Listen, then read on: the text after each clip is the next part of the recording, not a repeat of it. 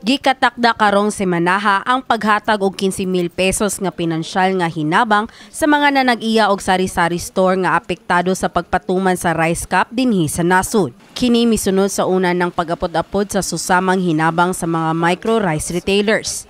Apan sa pagkakaron, wala pa'y pinal nga listahan nga gipagawas ang Department of Trade and Industry nga maoy mo determinar kung kinsa ang makadawat sa maong hinabang. Or kinsa ang eligible nga mga sari-sari store ang qualified aning gitawag nato og Economic Relief Subsidy of DSWD.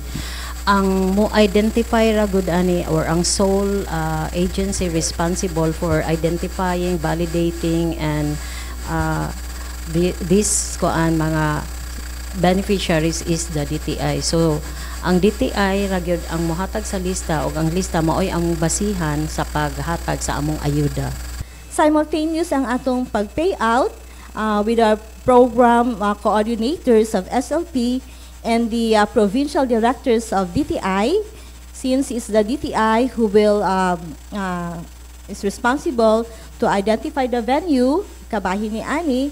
So, taga-probinsya ni na ay lain-lain nga mga lugar in coordination with DTI kung asa ang ilang i-identified nga venue.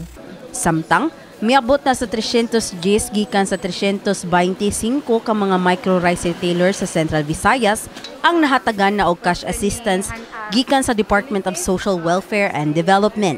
Kahinumduman, adunay nahitabong cash distribution sa New Carbon Market kaniadtong Setyembre 14 pag-abag sa mga apektadong mamaligyaay tungod sa pagpatuman sa Executive Order 39 sa Presidente.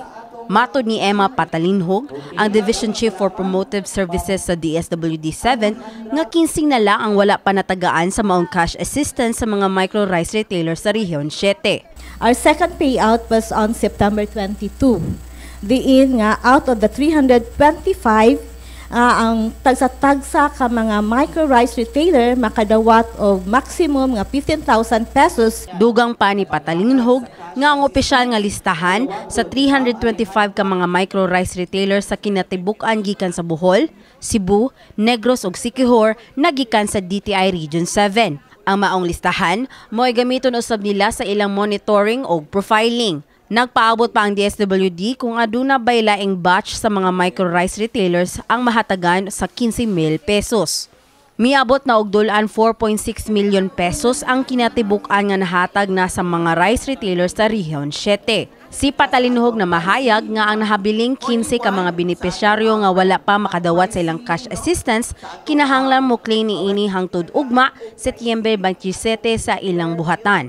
Kung dili na siya makuha nila, so mabalik na sa National Treasury.